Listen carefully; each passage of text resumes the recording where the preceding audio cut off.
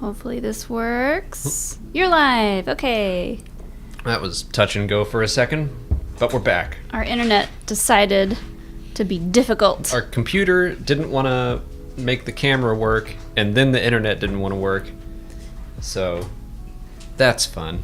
That's always a good time. Hi, everyone. How are you all doing? We're alive. We made it. Every stream is 4 hours now. Don't get used to that. Kidding. No. We have a lot more. Uh-oh. It says I'm offline. It says excellent connection. Okay. Well, for a second it said offline. The modem's probably still rebooting a bit. Are we live? I Yes. did a speed test. It should be good. I think at some point when we start working on our merch ideas, I think we should have a shirt that says, "Are we live?" And Alex doesn't think that's a very good idea. 'Cause I don't think he thinks it's funny, but I think it makes sense. Or maybe just put it on the back of a shirt with our logo on it. I don't know. I'd wear it. We can make it. Everyone who watches the LEGO streams would be like, "Oh my gosh, this is a joke that only we understand." Because I don't say it on any other stream because I just know. I never know on these streams if we're... You just got into that habit of that became your sign on. Yeah. And Jake, it makes sense for POV too. Do you say it there? Probably. Yeah, Jake says it.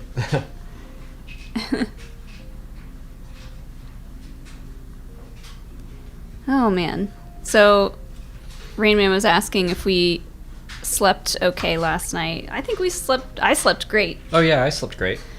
We got done with our stream last night. Hilo! He's licking my foot.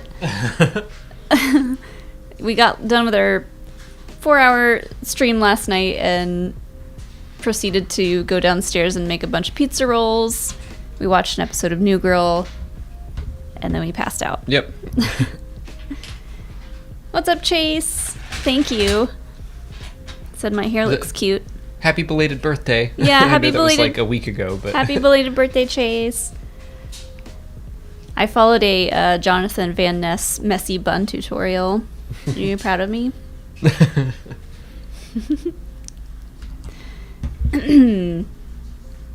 So yeah, we're probably going to talk a lot about Boba Fett still. if people want to, we can talk about whatever they want to. Yeah, that's the cool thing about these streams. We talk about whatever. We don't make the rules. We kind of do. Wait, we make all the rules. We don't make the topics of discussion. No. Who is our sponsor for tonight? Calcent Brax. Calcent Brax. Yes. Thank you to Calcent Brax, who's a lovely patron of ours, who is sponsoring our live stream tonight. Okay. A little golf clap. Sorry. Golf clap. Let me get started here so I don't get as behind as I do on our book report shows. First up, we've got Batman is My Dad. Thank you for your super chat.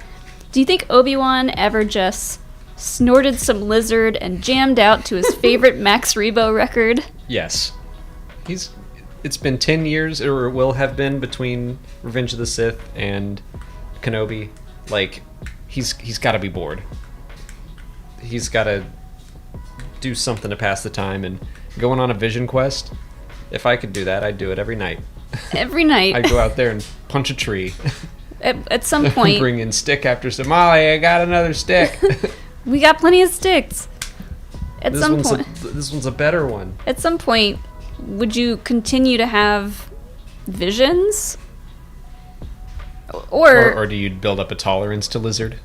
Or is Lizard like, you've had enough? The lizard's cutting you off. I don't want any part of this. You're taking an advantage of me. Yeah, I don't agree. I hadn't considered that it would be the same lizard every time, but yeah, it probably would. He's like, your nose, I've seen it all too often. It's like, I've seen enough of your mind, and I'm done with it. Yeah. Yeah, it'll be really cool to see just like what Obi-Wan is up to. How is his mental state? Is he just like bored out of his mind, or is he constantly living in fear? We don't know. I'm excited to find out though. Little of everything, I think. The initially the announcement of the date for Obi-Wan really stressed Alex out, because we were expecting them to say May 4th, right? Well, it was more just the fact that I said that, we're probably going to hear about Kenobi shortly after the Book of Boba Fett is over. I didn't think it was going to be the same day. And I was just, I don't know, the news dropped, and I was like, I'd normally make a video about this, but I'm so busy doing Boba Fett stuff, and I'm like, it just stressed me out. But yeah, so that's the Wednesday right before Celebration, so we will be traveling that day, which makes sense. Yeah. For something big to happen on a day that we are traveling. To be fair, though, that was going to happen regardless. If it were May 4th, Kenobi still would have been on during Celebration. But the first episode is a big deal. So I think that'll be the first time we've gotten up to watch a Disney Plus show at 3 a.m. Are we going to do a live show from our hotel? If we can. It depends on how the Wi-Fi is, but I think that would be fun to get someone else that's out there. And I mean, we could go. We know people around there. That's true. We could go to Jill and Sean's and use their Wi-Fi. Well, Anaheim, I don't know what part of LA they're in, but like, I think they're kind of close. I always forget that Anaheim, or California in general, is like, yeah, it's all in the Los Angeles area, but it takes an hour and a half to get anywhere. I'll let Jake tell me if he's still here, if how close their place is to the convention center.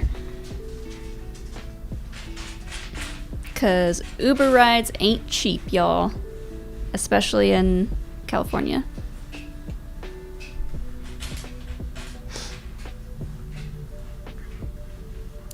Let's see. Matt McDonald, thank you for your super chat. Hello. Looking for more High Republic to tie me over to Phase 2. Finish the adult trilogy and all the comics. What would you recommend next? Midnight Horizon, ?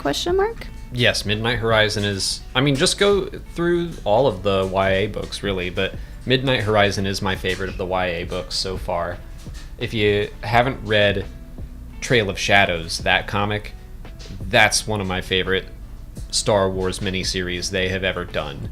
I love that comic. And it's short, too. Like, they just 5 issues. Put out the 5th one. Jake said 45 minutes, which is nothing in LA. That's doable, depending on how tired we are. But yeah, Midnight Horizon is a good one to follow up after The Fallen Star, because it takes place at the same time. So that would be a fun read. Trail of Shadows is honestly kind of the same. It bridges the gap between The Rising Storm and The Fallen Star. And again, it's just plain sick. It's awesome. So sick. So sick, bruh. So radical. I'm trying to think of what else there is. I mean, like, I haven't read Midnight Horizon yet. You started it. Yeah, I started it. And I need to finish it. I will finish it. I will be there for the book club stream. Oh, man. Yeah, High Republic is really doing it for me. And if you haven't checked out, I don't know what you mean by all the comics, if you just mean the High Republic or the High Republic Adventures or literally all of them, but the High Republic Adventures is also very good. And is that the also, younger one? Yeah, it also goes along really well with Midnight Horizon. Yeah. I'm like so excited for phase 2. I know a lot of people were kind of iffy about the time jump backwards, but I'm here for it. Trail of Shadows and Midnight Horizon does a really good job of hyping me up for the time jump.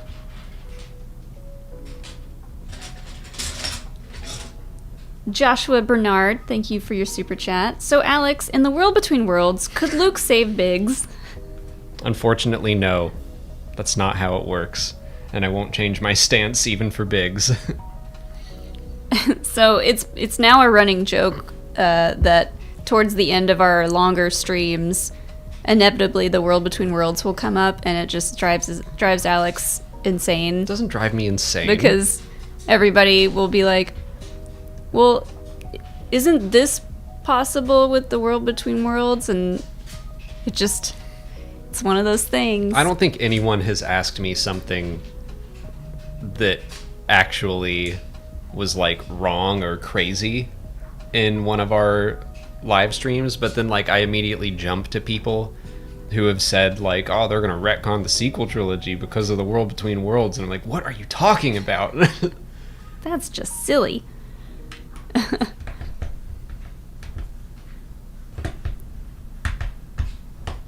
But yeah, I think it's funny that people keep bringing it up. What's It's Alex funny. drinking? This is a Baja hard Baja Blast. Blast. Everyone thinks it is. No, it's not. People thought it was in our other streams because the can looks similar, but it's a Double Jeopardy Scofflaw IPA. And I have wine. Because we just finished a big, long Yeah. couple of weeks. And also, we just finished recording a big long video that our Q&A for Saturday is like 20 questions. We took 20 questions from our patrons, all about the Book of Boba Fett, just to wrap things up. And it took us like an hour to record that. Yeah, the Q&A on Saturday is going to be like 45 minutes long. It was a lot of talking. But there's We've done a lot of talking the past 2 days. Yeah, we have. There's some good stuff in there, though. It's one of my top favorite Q&As, I think. Oh, is it? I think so. Oh, hi, Zach. Zach Burkett is in the chat. What's up, Zach? What's He's- Zach Schmodown name? I forget. Zach Attack. The Zach Attack. He said, needed more Zuckus. Agree. I know you were hoping for that. Strongly agree. I do think it would have been kind of cool if during that like hit job where all of Boba Fett's people got like attacked at the same time, and there was a little reveal of, okay, now this group is being attacked by the Black Chrysanthemum's being attacked by Trandoshans, and the Mods are being attacked by the Aqualish, and the Gamorreans are being attacked by the Kletooinians. It may have been an opportunity for each of those attacking groups to have like, oh look, the Trandoshans are being led by Bosk, and the Aqualish are being led by Forlom and Zuckuss. Mm-hmm. That could have been fun. I also think it, like, if you do that, then what happens? Do they all die? Do they leave at some point? Like, it would have been a little overwhelming, but thinking of that potential reveal in my mind, I'm like, that would have been pretty cool. Someone said the chat and the video isn't updating. All right. That's from turning the router off and on. Yeah. And also, Thaddeus Graham Bennett in the chat said, hi, Alex and Molly, may the force be with you, from a real-life master model builder. Ooh. Happy building. That's cool. Hold on. Alex says, hold on. He has thoughts. Is Master Model Builder, is that like an official Lego building title? Why won't this update? We're on the struggle bus today. Our internet has just had enough of us. There we go. I figured it out. Fixed it? Okay. Yeah. Can you read that again? Thank you, Griff, for letting us know. Thaddeus Graham Bennett in the chat said, hi, Molly and Alex. May the force be with you, from a real-life master model builder. Happy building. That's awesome. Thank you. I'm always so impressed by like people who can build really awesome stuff without instructions. Ooh. Yeah, I know. That's very impressive. I had a friend who worked at Legoland for a while as a builder. I mean, I could definitely put a bunch of Legos together. I don't know what it would look like. It's very abstract. Yeah. You're the Picasso of Lego bricks. It would be probably a big cube. A Borg cube. Yeah. That reminds me. They're the master model builder for Legoland Discovery Center, DFW. What's DFW? I don't know. But yeah, that's cool. That's such a cool job. That's way cooler than our job.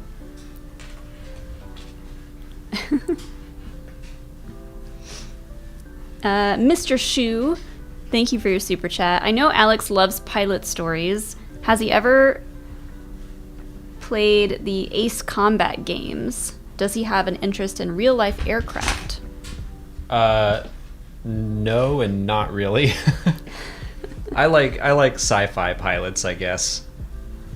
If you fly an X-wing or a Y-wing or a Viper or a Raptor or an A-wing or any of those cool ships. Dallas-Fort Worth, that's what DFW means. We were only there because it was the 501st Star Wars party. Oh, yeah. But it was at the Science Museum in Chicago, I think that's what it was. Yeah. It was a big museum, and it had a bunch of aircraft stuff in it. And it had these little pods that you can get into that simulate flying in a actual fighter jet or something like that. Yeah. And it would you had to strap yourself in, and it would twist and turn and go upside down. And I was like, that's a bold move to let the people here tonight use those, because it was open bar. It wasn't open bar, but you could buy drinks. Yeah. Open bar if you had an open wallet, I guess. So people were getting pretty toasty, and I'm very surprised that they let us in there. And it was hard. We did try to fly it. And it I was hard. I'm stuck upside down. It was a lot harder than I thought it would be. Yeah. It's I understand the basics when you're playing a game and flying something, but the second you're actually upside down, you're like, I can't get out of this. Yeah. There was just a lot of cool stuff there too that were just little sciencey things that you could do and touch and play with. I remember the one. What was it, something with that used your heart rate? Oh no, it used your brainwaves, didn't it? Where you tried to move that ball. Yeah. Is that what you're talking about? But it was I forget how it gauged the movement with your brainwaves. You put a strap on your head, and then you just looked. We didn't know how to move the ball. We just looked at the ball. Yeah. And it started to move. I can't remember if it was if you're calm, it won't move, and you're trying to move it in the other direction or something. I don't remember. I think that was what it was. Because Andy kept getting frustrated because he would get the ball almost all the way to my side, and then I would just stare at it, and it wouldn't move any further. And then would slowly creep back over to him. We'll have to go back there someday. But you did get one of those game sticks for HOTAS. HOTAS, is that what it's called? Mm-hmm. Which you can use for squadrons, but you said it was hard. It was hard. Too hard. Son of Soren, thank you for your super chat. Do you think there's any chance Grogu also maybe possibly managed to get the saber too?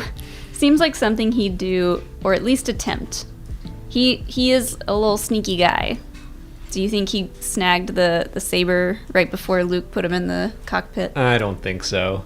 I think, well, would R2 be a snitch if he did? Because I was like, oh, R2 would definitely know. But then I was like, oh, R2 might know and not care. And be like, Hell yeah, I'm an agent of chaos. I think R2 would be a snitch. I don't think Grogu's getting away with that.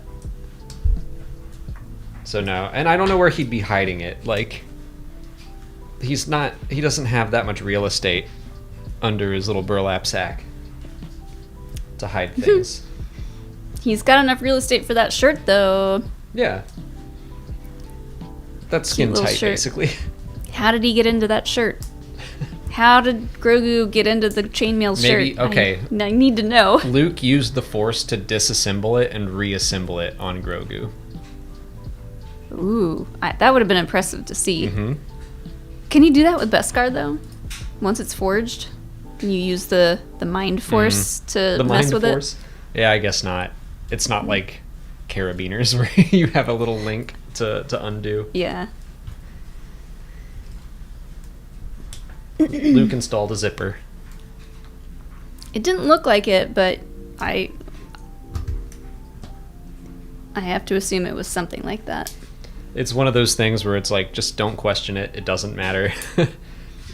He gets into the chainmail shirt the same way that Mon Calamari guy puts his sweater on over his like massive arm fins. And the same way that Cad Bane puts his clothes on, however that works. Although we know now that like most people in Star Wars don't ever change their clothes. Right. That's why it's so hard to get in and out of any outfit that it's like, I'm putting this on now and I'm never changing it.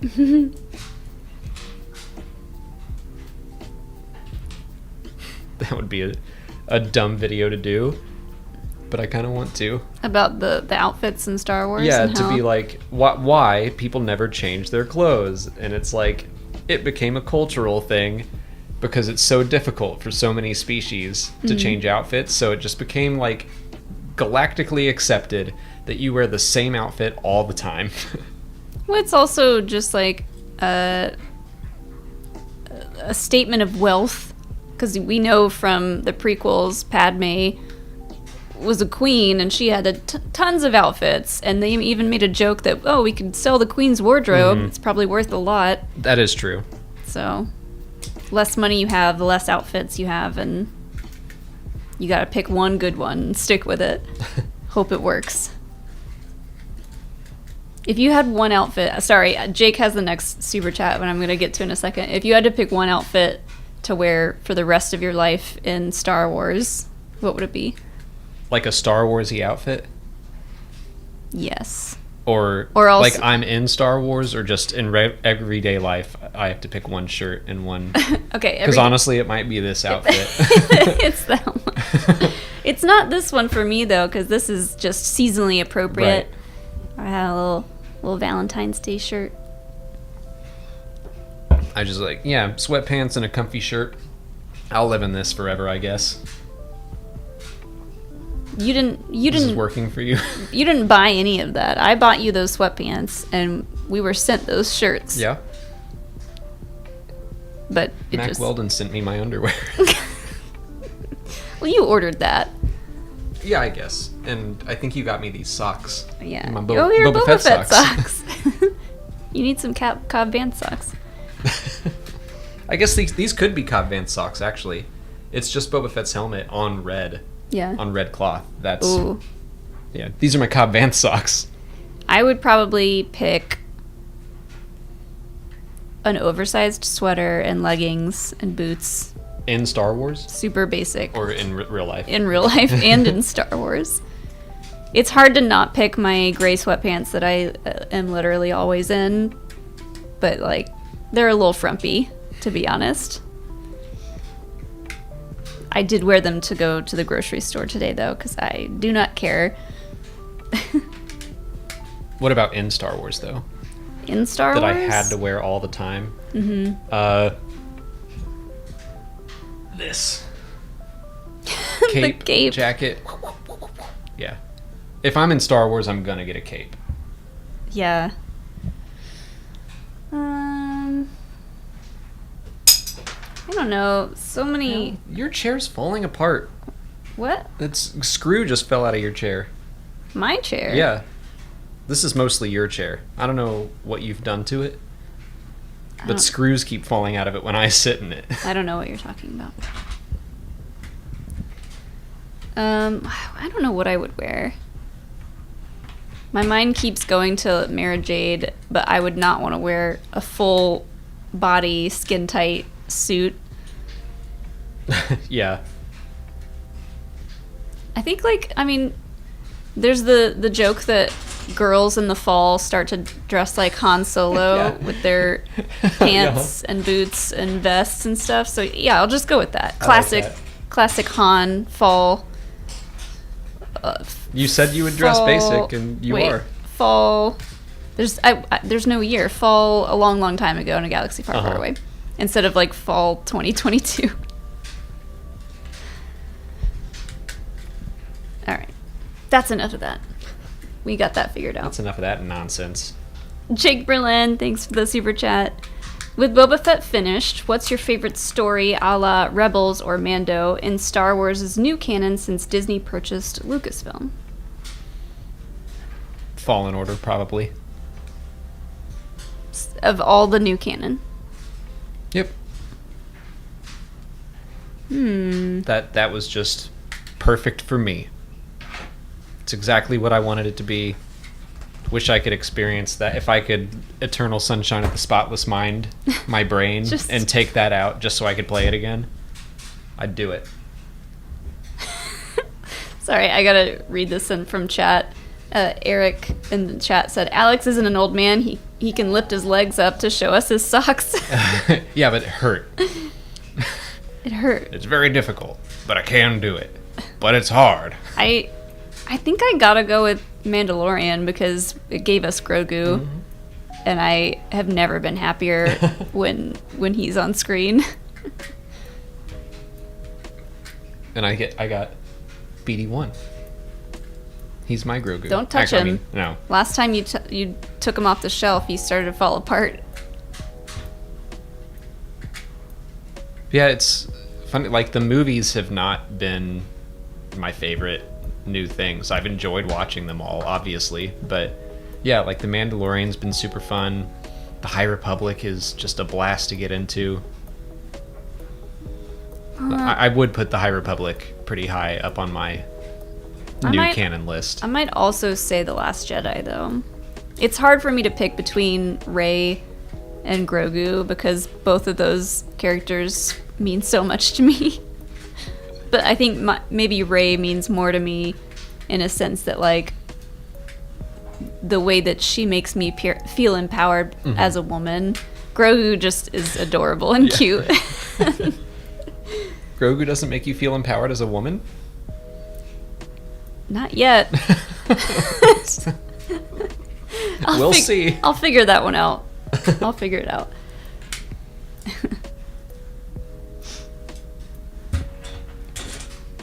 Maxwell Von Dean, thank you for your super chat.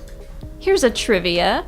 What docking bay was the Millennium Falcon docked in Episode 4? Bonus, what did Han say after Luke called it a hunk of junk?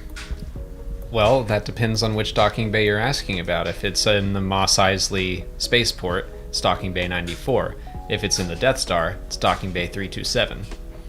I assume it was in Mos Eisley. Yeah, if they're asking about the Falcon. And what was the second part? What does Han say after Luke called it a hunk of junk? She may not look like much, but she's got it where it counts. Or wait. Is it she'll make 0.5 past light speed? I think it is that. I think that comes first. We have to pause and play through the whole movie in our head. It's the Leslie Knope talking about that Friends episode. Wait, was Phoebe there? Yeah. Yes. What a piece of junk. She'll make 0.5 past light speed. Yeah, because they're talking about how quickly they can get out of town and get to Alderaan. That makes sense.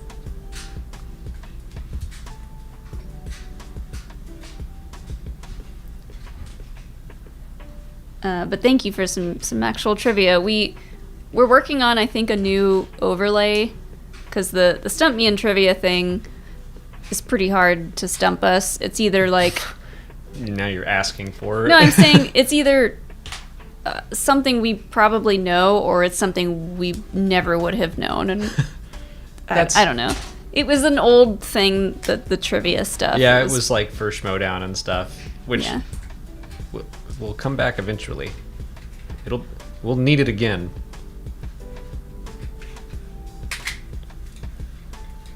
CH Designs has the next super chat here. Thank you.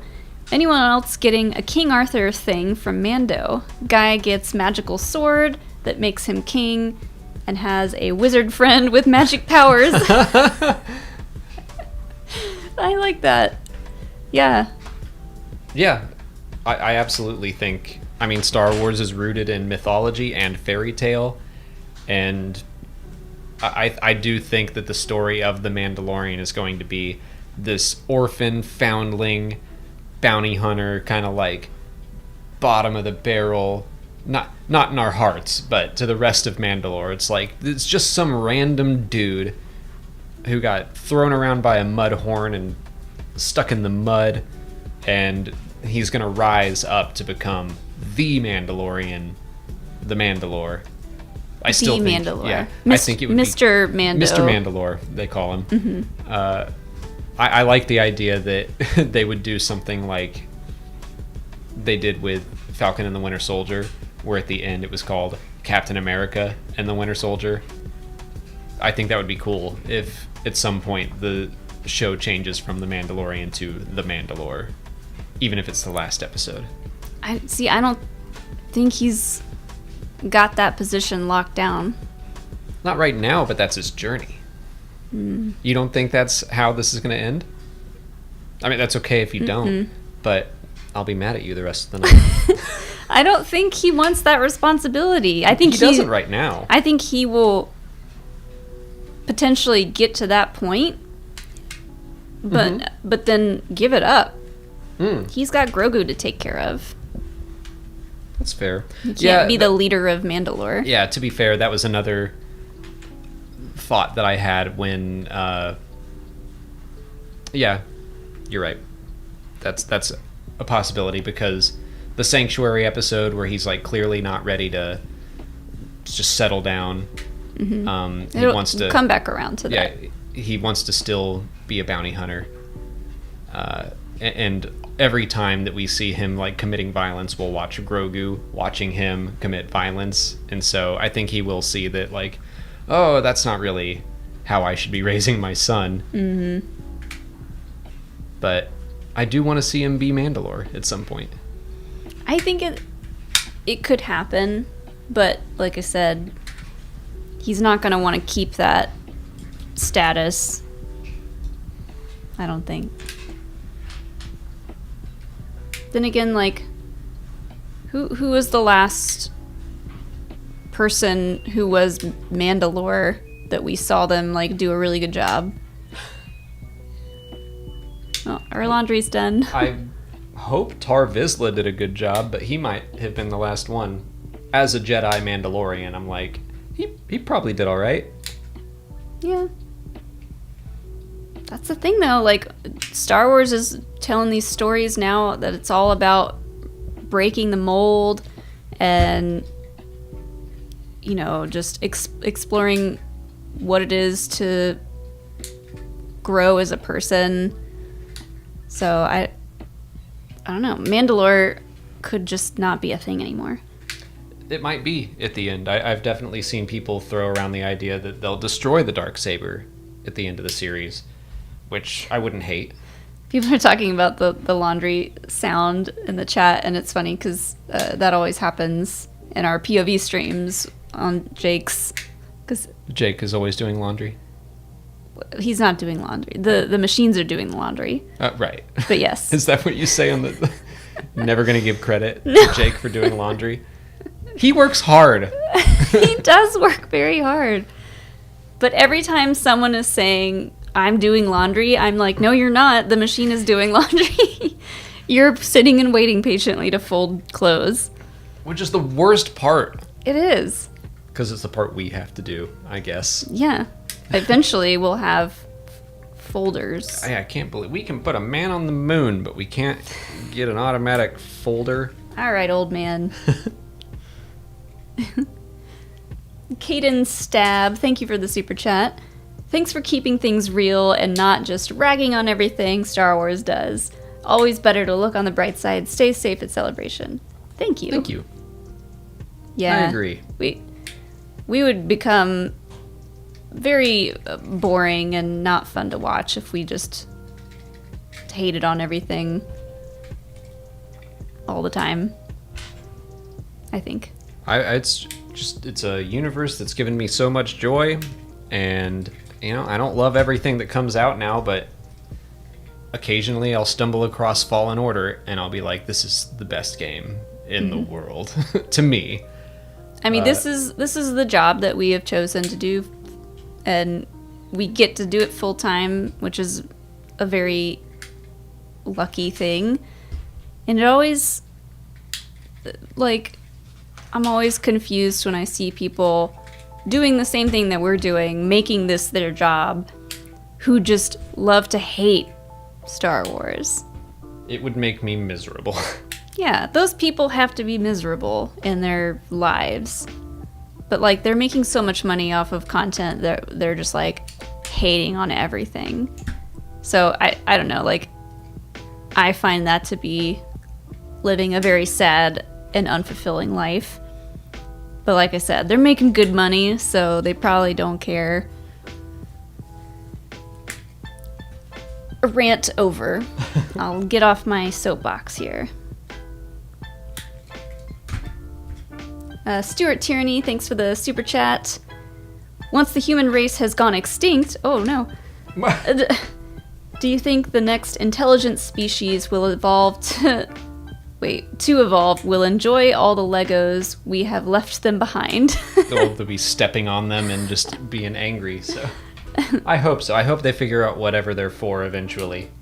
They will evolve to have, like, hobbit feet that are rough and hard, and so if they step on Legos, it doesn't hurt.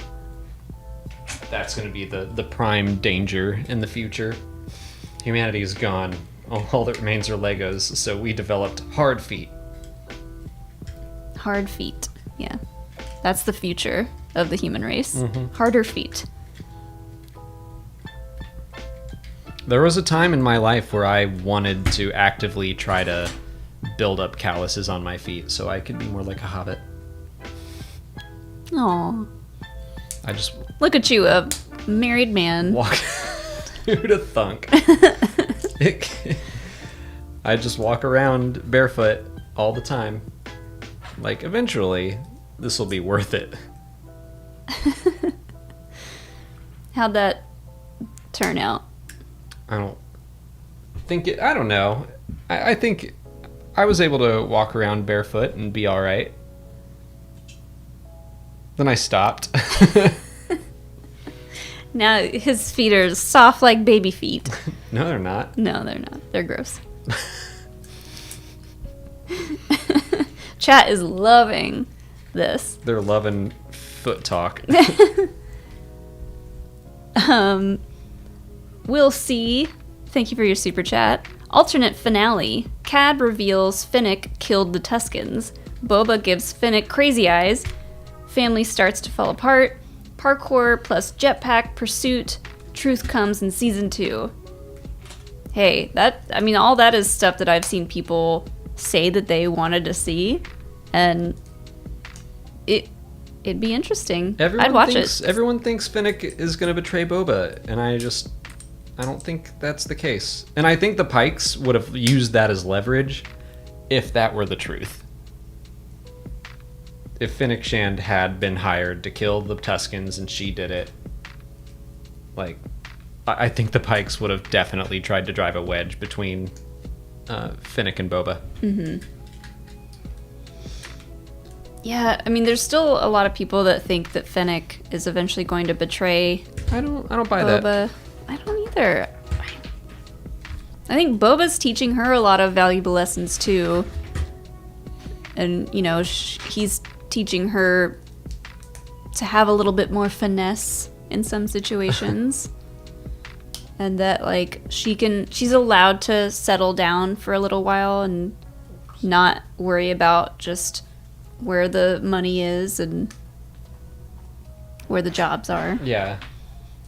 She is definitely the one of the two that's like, oh, but spice, money, But, like, she seems like she's come around to his way of thinking by the finale. Yeah, like she said in the final episode, she was like not super into the idea of getting rid of the spice trade on Tatooine because that's where all the money was being made. But she's gonna learn eventually that like it's just not good for the town.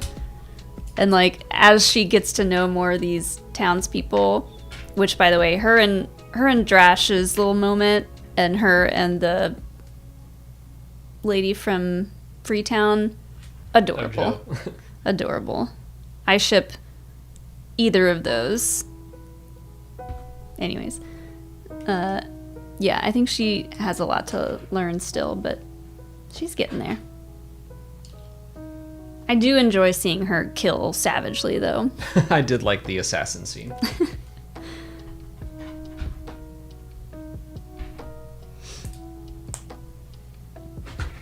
Matt O, thank you for your super chat. Seeing what's possible in pulling ideas / characters from other media into Star Wars live action, do you believe the Wills could be done? Ooh, that would be hard.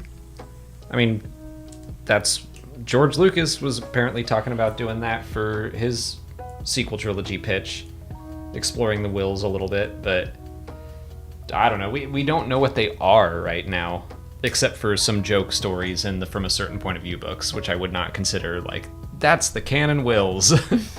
So, yeah, I think we'll probably explore them someday. Yeah. But I don't know. I don't know how it's going to be. I think it would be funny for them to keep popping up in the Certain Point of View books. Oh, yeah, I definitely want that. Because their stories are hilarious. If you haven't read them, they're worth checking out. It's basically them, like, trying to write the story of Star Wars. And they always start with it. the crawls. And, yeah, they're bickering about... I forget what the second one was, but they were talking about, like, oh, Boba Fett's in this part of the story. We can talk about Cad Bane and this and that. And they're like, nah, I'm going to leave all that out. Nah, that sounds boring. Garth McMurray in chat says, where there's a Wills, there's a way.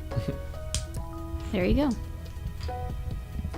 I don't know that they could do them in live action, though, because the whole concept of the Wills is a little That's hard. right, so we don't really know what they are.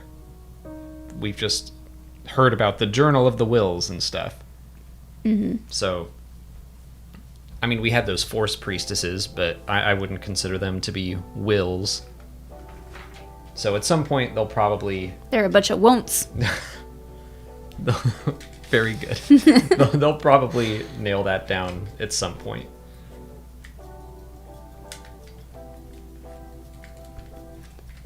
I always struggle with this one. Tyrannonaughty? Yeah. Thank you for your super chat. Max Rebo survived twice via the World Between Worlds. Sure. He has his own little portal in the piano. In the red ball organ, he just drops right down if there's ever any danger. Yeah. And then he just disappears. Mm-hmm. He just like has the secret button on the underside of the piano that he presses, and he just like whoop. I like that. Kermit the Pog, thanks for the super chat, just says, hair's been great recently, Molly. Love it. Thanks. People have been digging the curls. I gotta give the people what they want. Plus, it's way easier and better for my hair. Rainer Bless, thank you for your super chat. What will your Mario Strikers team be called? Yay! Yay! Honestly, this is like what Alex has been waiting to talk about, so go hard. I have no idea. I mean, I haven't played Mario Strikers in a long time, but I loved that game in college. I liked the Wii one. I didn't play it as much, but the GameCube one was sick. So, I had people texting me all day yesterday about the Book of Boba Fett, and then all of a sudden I had a bunch of people texting me about the Nintendo Direct. They're like, we're getting more tracks on Mario Kart 8, and then someone else is like, they're adding new modes to Metroid Dread, and then someone else is like, there's a new Mario Striker. It's like 3 different people were messaging me about the Direct, and I was like already trying to deal with the Kenobi news as well, and I'm like, I can't keep up. I'm surprised you survived yesterday as a day. Like, I know at one point I was like, are you okay? Because I could just sense the volcano about to erupt, and for you to just like pass out and say, no more. I'm done. I am done for today. I made it.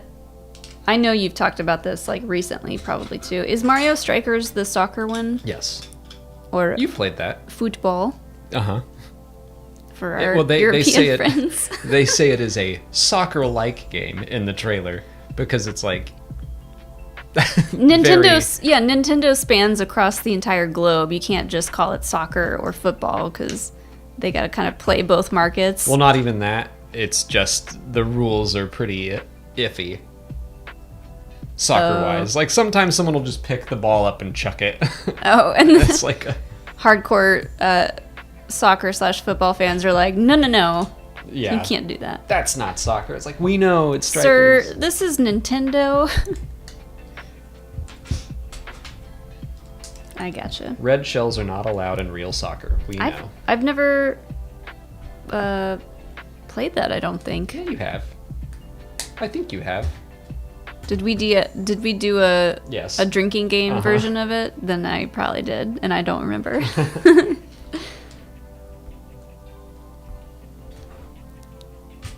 David Livingston, thank you for your super chat. How embarrassed are the 2, quote, Mandalorians for having to be saved by a Force user?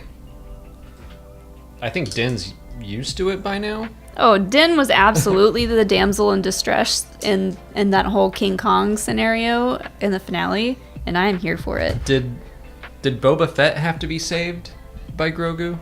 I think they're probably implying that like Grogu saved this whole story by putting the Rancor to sleep, but like it's not that simple.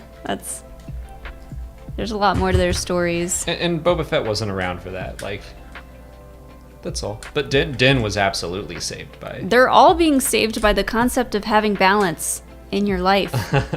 That's what the Force is all about. That's what the Boba Fett story has been about. You gotta find a balance.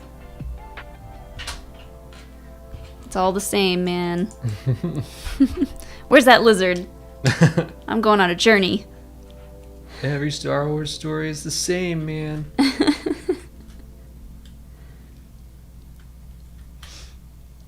Super Princess Kai, thank you for your super chat. I found it kind of cute when Grogu was sleeping beside Boba's Rancor. Oh, yeah. Molly loved that. Oh, do I still have my drawing? Hold on. I'm going to go get it. I have to show the world. I erased mine. But, yeah, Molly loved the little Rancor nap.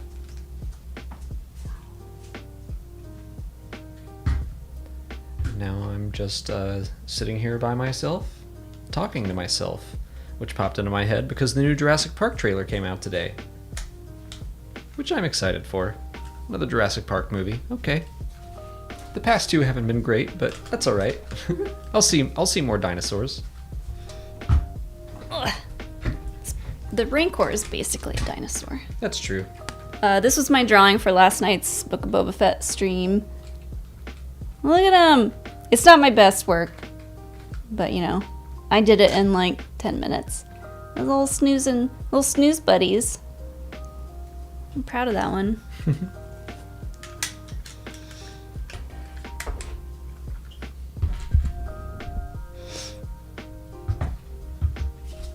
So far, so good. I don't think I've missed any pieces yet. Jon Snow Rules, thank you for your super chat. So much great stuff coming this year. Game of Thrones prequel and a Lord of the Rings show. Also, I love that Star Wars is for all ages mostly. Feels inclusive. Oh yeah. Yeah, like if you want your... Anyone can enjoy Star Wars at any age, but some people in the older age range choose not to.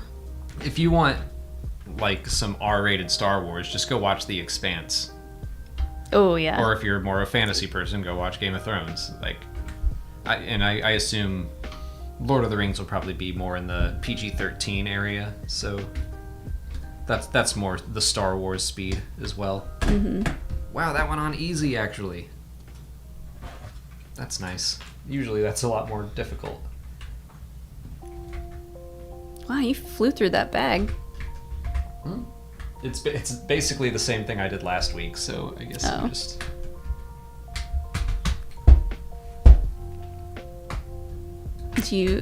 What's the next bag look like? I have no idea. Okay. But yes, there are a lot of great shows coming, and I'm very excited for I forgot about the Game of Thrones everything. prequel. Yeah, me too. Hopefully, I mean, they gave us a good long break with Game of Thrones because people were, including myself, so salty about how the finale went, or the final season, I guess. I'm like, it'll be, a newish story. It'll be related, but it feels like a little bit of a fresh start, and I like the universe, so I'm in. Yeah. I'm more excited for the Lord of the Rings show, but that's because I like Tolkien. Mm-hmm. Eric in chat has asked us a couple of times, how many subscribers have we been gaining each week? They've been trying to convert people to us. Thank you, but I have no idea. I don't even know either. I haven't been able to keep up.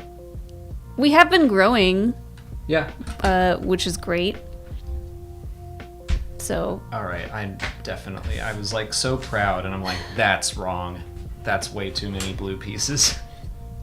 What I've really been impressed with is the amount of patrons we've been getting, and I think that's mostly because of our reactions, which is fine, and I'm excited to keep doing those. But we're gonna think of some more stuff to do on Patreon, especially now that we're kind of like in between shows.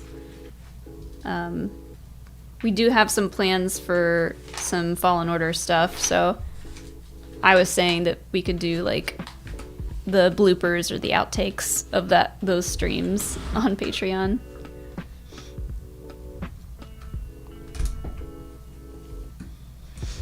That looks right. Bates Dynasty, thanks for your super chat. Hello from Korea. Found your live chats yesterday. They're great Star Wars entertainment in the morning. Parentheses, is it weird if I do yoga during this? No, I mean... The music is kind of chill, so I think that works. Yeah. Well, I don't know if they mean during this or during our other live streams, because it's in the morning for them, but... You can do whatever you want. Yeah. Honestly, like, I take that as a compliment, because when I do yoga, I kind of need something kind of chill. So... That makes sense. Yeah, I dig that. Oops.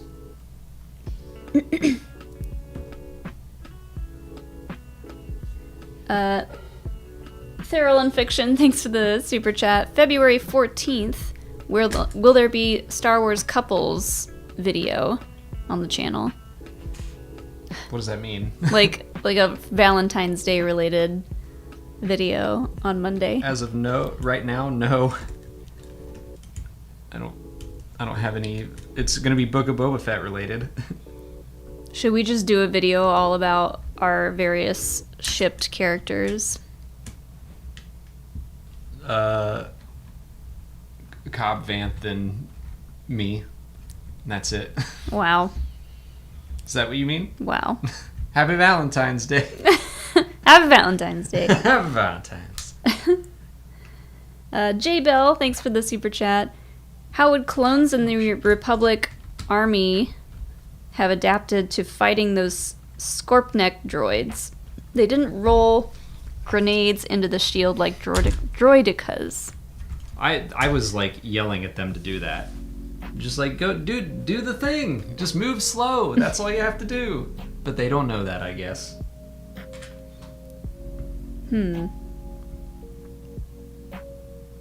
Yeah, I don't know. Those things were pretty tough. They were basically like giant droidicas. Yeah, and they were based off of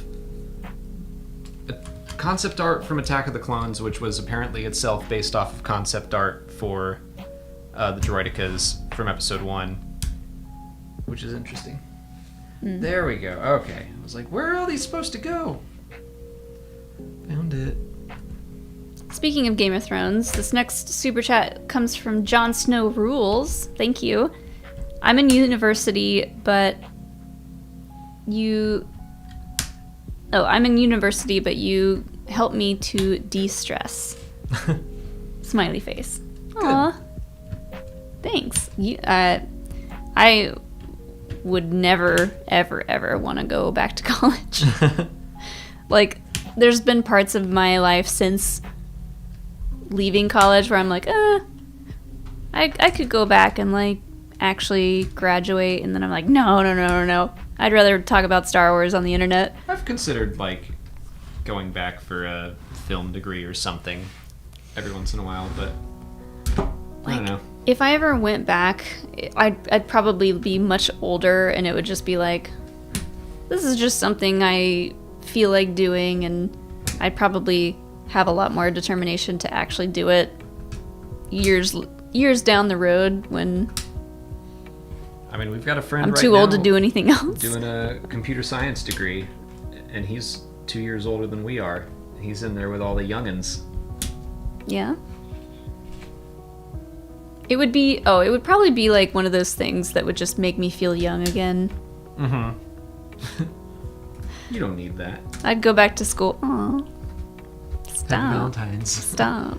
I gotta make up for shipping myself with Cobb Vanth. Mm-hmm.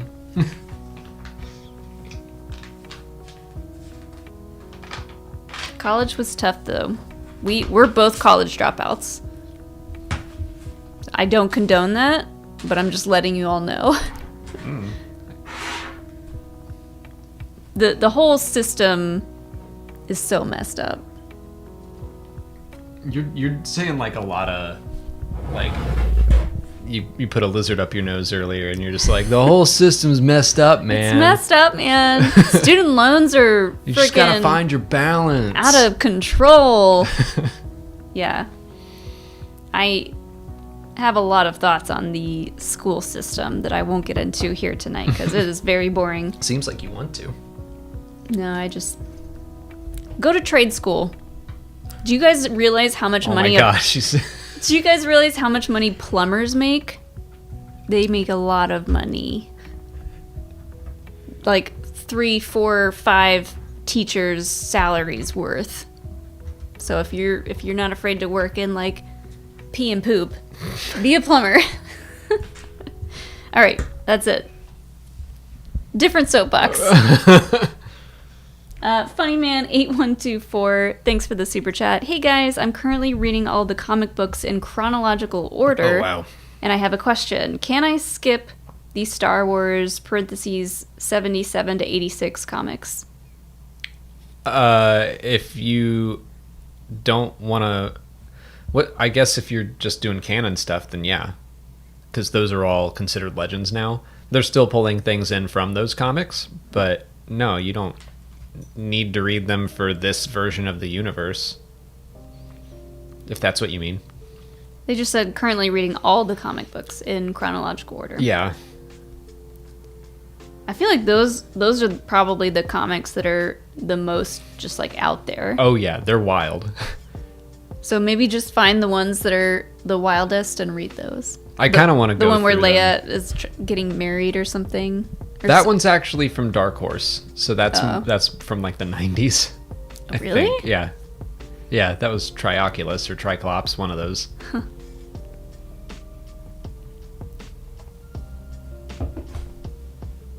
Do you want to start on another bag? I mean, I have to like open a whole extra box and stuff. I'm fine to just chat. Okay. I was gonna look in and I was like, oh yeah, there's multiple stages to even getting to the next bag. I could build a little tiger. If you want to. You want to take over Sure. chat? Time to switch.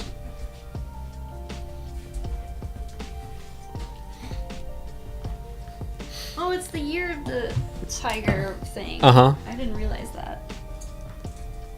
This is no longer a Star Wars set. Molly is betraying everything we stand for, but that's okay.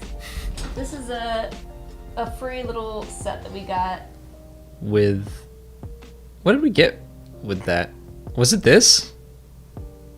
I think it was. I think, yeah. Because you get free, like, little Yeah. sets when you buy the big sets. This came with this, and so did the Lego lightsaber. Yeah. So I'm gonna build this while we finish answering questions. Jonathan B, thanks for the super chat. What content would you recommend outside of the live action stuff to someone who wants to get hooked on the wider Star Wars canon? Oh boy. Jonathan, if you're still here, tell me what you like about Star Wars, and I will be able to better suggest something.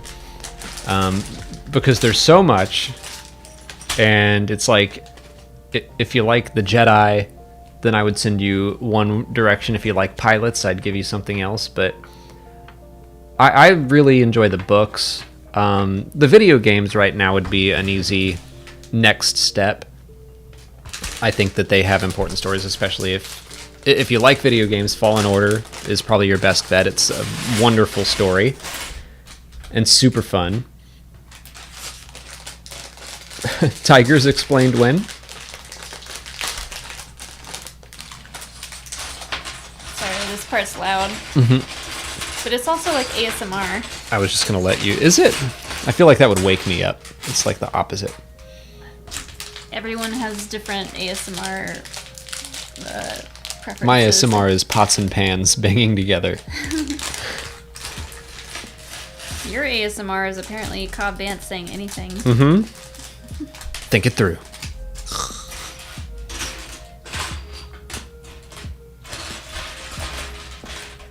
Alright, there we go, Jonathan B. You're mainly into the Force and Jedi stuff, honestly, but I love everything. Okay, that's great to know. I'm just head over heels in love with the High Republic right now, and that is a great place to jump in because it's still fairly new. It started a little over a year ago. There's only 3 adult books. I have them back here, the gold stuff. They've been really, really good.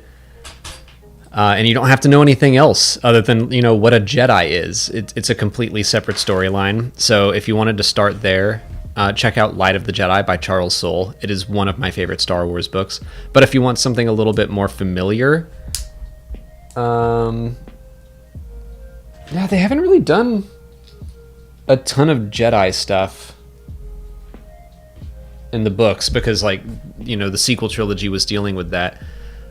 But if you want to get into books, like anything by Claudia Gray, I would say is a safe bet. Lost Or Stars. Delilah Dawson. Delilah Dawson, yeah. Got some good stuff too. Claudia Gray's book Master and Apprentice is about Obi-Wan and Qui-Gon when Obi-Wan was still a Padawan. I think you'd like that. I'm trying to think of other good canon Force novels, but Fallen Order. All the High Republic stuff is what comes to mind. That's what I said. Fallen Order, the video game, like I said, is, I mean, you get to play as a Jedi, so that's super fun. My favorite books, I would say, are the High Republic stuff, the Alphabet Squadron, but that's about pilots. Bloodline, again, anything by Claudia Gray is a safe bet. Lost Stars is really good. Comics, I'd kind of go the same way, where High Republic is great, or anything by Charles Soule. He writes great comics. Yeah, Chewbacca BB-8 Bloodline is really good. I feel like Claudia Gray is just, everyone agrees she's awesome. I've never seen someone be like, I don't like Claudia Gray. She really knows how to write Star Wars stories. Yeah. Well, it's like the book part of the fandom is a lot more open, I would say, because you're not, you know, the live action stuff that's where the most people are. And so you're more likely to run into someone who is just very opinionated and angry about it. The books, have significantly less people reading them. So I feel like you jump in there and everyone's just like, oh my God, you read that book? Yeah. Like, even if I hated that book, I would love to talk to you about Star Wars books. That's why we started doing the book club streams on our Patreon, because you read every book. I read some of them, but we love to talk about them. And the people that get in on those streams are just like so excited to talk about the books, and it's just a good time. I need my Grogu Reed shirt that I got for both of us. Yeah. You're welcome, Jonathan B. He said, I really appreciate the suggestions. I hope that you find something in there that you like. Mr. Shu, thanks for the super chat. Says, I don't trust Fennec either. I mean, she was totally okay with dealing spice in the finale, and I thought Boba's gutless murderer line was foreshadowing. Gutless murderer. That is funny. Because she has no gut anymore. Ooh, double whammy. That's an interesting catch. Yeah. I mean, I chalk Fennec's hesitance to give up the spice trade as... she's been doing that the whole series, is being like, Boba, this is how things are done in the crime world. And he's like, no, I'm trying to change it. Like, I'm trying to do things differently. Just because it's always been done this way, I'm going to do it somewhere else. Or I'm going to take my business elsewhere. So yeah, he's just trying to change things, and she is the sounding board for him, and kind of the person to push back, but not super hard against him. Like, I don't know. I don't see her betraying him. But if they build to it, right now I don't feel like they've built to something like that. To me, he saved her life. She's all in. She'll follow him. She is allowed to question him. But that doesn't mean that she's going to turn around and try to kill him. Yeah. Besides, if she wanted to, I bet she could. Like, we saw how quickly she tore through all of those other crime lords. I think if she were going to betray Boba, I don't think I would like that, because she's very smart. Like, that's been her whole thing this whole time. Like, yeah, she's been insisting on, like, doing things a certain way, but she's very smart, and I think she would know that would be a bad idea. Well, yeah, And I want to think that Boba is teaching her the right kind of lessons that she needs right now. Yeah, I agree. She has been hesitant to change this whole time. She's been very much like, no, I'm a bounty hunter, and I am going to stay that because that's just how it is. And he's like, it doesn't have to be. And he's kind of like pulling her along and be like, no, like, we can do this other thing. And she has been reluctant, but in the end it worked out. And she seemed kind of like, this does actually work. And Boba Fett is the one to go like, I don't know if we're cut out for this. And she goes, if not us, then who? Like, she is now... She's also made that journey. Yeah. She is the one convincing Boba Fett that it's like, no, you did the right thing. We did the right thing together, and we're here now. Started from the bottom, now we're here. That's what she said. Look at you. Quoting music. I couldn't tell you who said that. That's Drake, I think. Oh, okay. Super Princess Kai, thank you for the question in Super Chat. Do you think the Darksaber is like the Excalibur of Star Wars? Well, it's definitely the Excalibur of Mandalorians. I mean, the Skywalker saber, as it's come to be called, Anakin's lightsaber, is the... I think I might equate that to more like, the hero's sword. But very clearly we can say similar things about the Darksaber. Yeah. I don't know that much about Excalibur and, like, the story behind it. Is that the one from Sword in the Stone? Yeah. That's all I know. I know Sword in the Stone really, really well. That's about it. There's that, but it also came from, like, The Lady in the Lake, where Arthur visited a lake or Bly something. Manor? Yeah. The Lady in the Lake without a face came out and handed a sword to Arthur. I'm pretty hazy on my own Arthurian mythology, but Yeah. I know it came from the lake and then somehow got shoved into the rock, or maybe those are two different origin stories that conflict. And the canon is in question. One of those is Arthur Legends. Yeah, we're not... And one of those is Arthur Canon. King Arthur explained for a reason. I mean, it would be helpful. I feel like I should read into other mythologies because Star Wars is a mythology. I think it would help me explain things better. I mean, didn't you look into some of that stuff when we were covering Visions? I watched anime. Okay. What? But like Asian mythology. Yeah, a little bit. Yeah. Especially for The Village Bride. I was like, yeah, this feels... And they confirmed that in the behind-the-scenes stuff, that they were trying to marry Star Wars mythology with Japanese mythology. Mm-hmm. Which is super cool.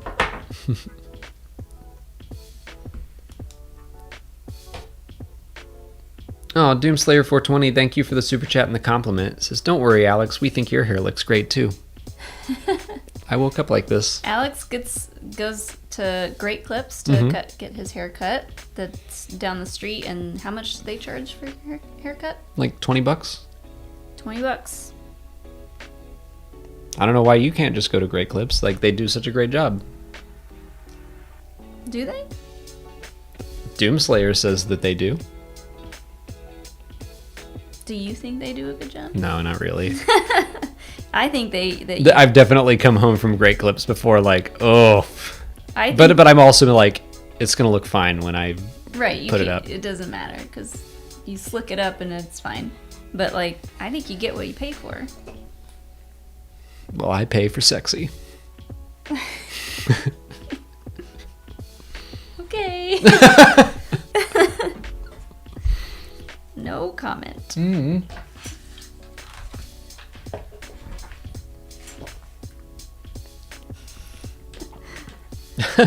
Star Wars lore with an exclamation point. Thanks for the super chat. It says, hey, do you remember me? What are your thoughts on Andor? I'm excited for Andor. Yeah. I'm ready for... I'm excited that that's going to be different from Kenobi, and Kenobi's going to be different from The Mandalorian, where The Mandalorian's a very underworld story, and then Kenobi's going to be Jedi-centric. Andor, I'm expecting like a political spy thriller kind of thing. With Kenobi, we know like the before and after of Obi-Wan's story, so we're getting the middle, which is like going to be some good juicy stuff. So I think that in itself is really exciting. But we kind of know what we're going to get. We didn't know what kind of story we were going to get for Boba Fett. And Andor, we know where Andor ends, but we don't know where he kind of began. So it'll be cool to see where he started. So it's all these like different parts of stories. Yeah, I'm excited that it's just going to be a different genre. There's a lot of different stuff that I am excited for about Andor, and I like the character, and I think that we're going to get probably a new origin for him and K2SO eventually. I am fully expecting them to retcon that comic. I think they'll keep like the name of the planet, and they'll keep the basic idea the same. But I think that they're gonna give us a new introduction to that character. Yeah, which I think they should. Yeah, it just. I didn't really like that comic anyway, so... Like, I'll be interested to see how many people are up in arms about them retconning that comic versus some of the stuff that people have gotten angry about retconning. I feel like most of the people that get upset about that stuff haven't even read those stories, which is so weird.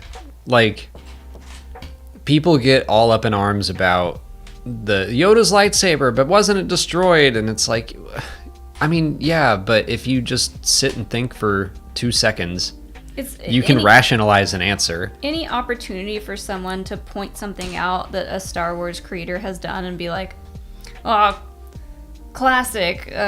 These people don't know what they're doing. There was this thing that happened in this other content, and they totally ignored it and did something different. Like, dummies. Yeah. And you can just sit there and be like, all right, no, it doesn't mean that it's contradicted. It means that there's new information, and we have to draw a new line from point A to point B. And it's not that freaking hard. Like, I thought up 5 options about Yoda's lightsaber right away.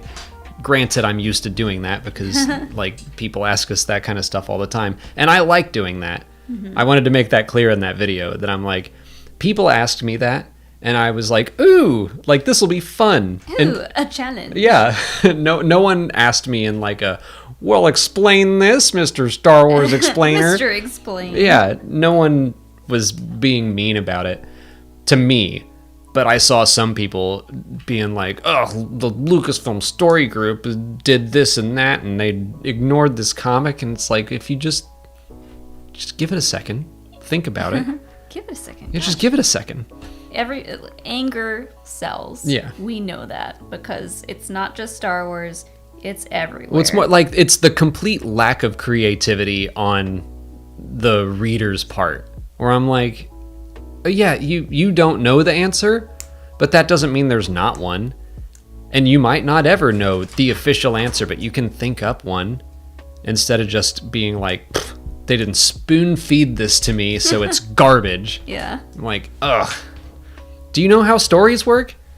This isn't Tolkien or Herbert, who wrote like these like admittedly incredible worlds. And in the back of their books, there are appendices about how the cultures work of everything. And Tolkien has this whole timeline that he had figured out. Like, he sat down and figured that stuff out. Mm-hmm. And that's awesome. George Lucas didn't do that. He didn't care about doing that. And I feel like people are constantly trying to jam Star Wars into, like, a Tolkien box. Yeah. Where I'm that's not what it is. I mean, it has been done for Star Wars, like, the history and everything, the timelines has been fleshed out and kind of made, but it's been done by fans and not the creator. So that, because of that reason, it's going to constantly be talked about and changed and like altered and argued over like which one is the true one. None of them, because none of them were created by the creator. You reminded me of so the Freetown thing. The Wikipedia article right now is kind of hilarious for Mos Pelgo because it was called Freetown in the Aftermath books, which take place before The Mandalorian. But they did say that it used to be called Mos Pelgo. So then The Mandalorian goes to Mos Pelgo 5 or 4 years later, and it's called Mos Pelgo again. Mm-hmm. And then he goes again later, and it's Freetown. So basically it was Mos Pelgo, then it was known as Freetown, then it was Mos Pelgo, then it was Freetown. And it's like, okay, well now Wikipedia is trying to like rationalize why the name kept changing. Mm-hmm. And I think that like we could come up with some very funny ideas for that. Like two people, it's like a duck season, rabbit season, duck season, rabbit season, and like someone's putting up a sign, and then the bartender Tonti is going out and is like, no, it's called Freetown. Mm-hmm. He's like insistent, and it's like we can make up a fun story about that, or we can just accept the fact that this is Star Wars and it's a silly mythology. Yeah, that's gonna just continue to happen, where people are trying to fit these stories into this square box, but the story is a rectangle, and next week it's going to be a triangle, and then week after that it's going to be a different shape. And I love that Unreal Punk, great point, said that even Tolkien had many different drafts and consistencies and constantly was changing his mind and re-envisioning things even long after the publication of Lord of the Rings. That's a great point. Like, he revised The Hobbit to fit better with the Lord of the Rings. Mm-hmm. Because in the original version of The Hobbit, Bilbo wins the magic ring and then comes out of the Misty Mountains and he's like, Gandalf, look, a magic ring. And Gandalf's like, neat, let's go. And obviously that didn't mesh with Lord of the Rings. So he like changed how that all went down in The Hobbit. And then he even went into, the original version was something that Bilbo told people, but it wasn't really true. Like, that's just, stories change. And people get so upset about that now. It's ridiculous. Let stories live and breathe. And yeah, they're kind of like a living thing. Yeah. Especially a universe like Star Wars, where it's so many people adding to the mythology. And even if you look at, actual mythology, stories contradict each other. It's like no one creating Star Wars really cares about, like, oh, well, this comic a few years ago said one thing and now we can't do this other thing. Yeah, I guess we can't do anything about it. It's like, you can. And I personally, I always have that flash of annoyance, or like a little thing goes off in my head when Luke was like, this is Yoda's lightsaber. Immediately I was like, no, it's not. Like that was my reaction. But then I didn't tweet that. I sat back and I was like, okay, then what happened between the comic and now? We'll think up some options. Instead, people are just like, nuh-uh, it was burnt. It was blown up in the comic.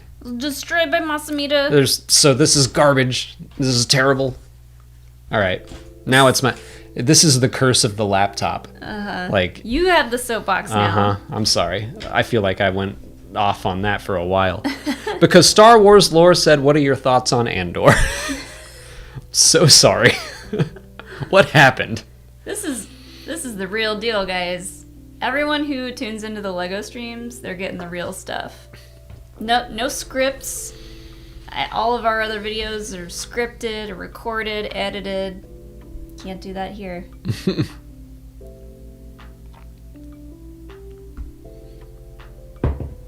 New York 214. Thank you for the question in the super chat. Excited for the new helmet sets, hoping for Phasma. Yes. Phasma would be a good one. Yeah, I did pre-order the Dark Trooper, the Mandalorian, and I got 2 of the X-Wing helmets because I want one for Luke. When are they going to be out? March 1st or so. It's early March. Okay. But yeah, I'm hoping to try to mod one of the X-Wing helmets to be Biggs. I have recruited some help from Scout the Trooper on Twitter, who, like, they're a master builder as far as I'm concerned. So I was like, yeah, they do all those custom brickheads. Right. They designed this one. Look it's so small back there, but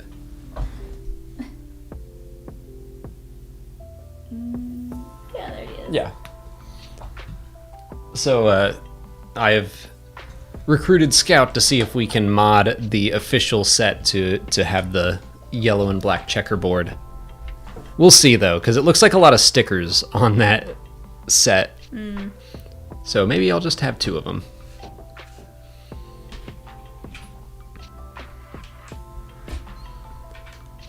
Sniper 15 Rex, thank you for the super chat. Will we see a trailer for Kenobi during the Super Bowl? I have no idea. I don't think so, because they just announced the teaser poster and the date. Just real quick, Brian Ward is asking if you're building the tiger set with the pink butthole. And no, I wish. We don't have that one. There is according to TikTok, there is a tiger Lego set with a butthole, but no, I'm building this free set that we got. The tiger set came with the Lego AT-AT because it's the year of the tiger. But yeah, Kenobi trailer during the Super Bowl. I would be surprised. We're 3 months out. I mean, Hand me my phone. I'm gonna check and see when. I think 2 months out was when we got a trailer for. Yeah, I think it's too Book of soon Boba Fett. for it. They could do like a little teaser, but there's already so many big trailers happening. We're getting one for the Lord of the Rings show. Jordan Peele's new movie is getting a trailer. And there's probably a dozen other trailers that we'll see, but I don't know. Just because they just announced something. I mean, they didn't. Well, they no. didn't just announce it. They announced the release date. Yeah. So now we do know. I think it was 2 months out that they announced the release date for the Book of Boba Fett. I feel like that was in October that we got that. I don't know. Super Bowl feels about right because didn't we get a Solo trailer? We got a Solo trailer in February. And then, February? yeah, and that came out in May. So it's possible. I'm not going to get my hopes up for it. I'm not going to expect it, but it's possible. It's possible. Throwback to the Disney Cinderella movie. Let's see. The trailer kit just says 3 months. Tell me the date. November 1st. Okay. So yeah, that was about 2 months before, less than 2 months.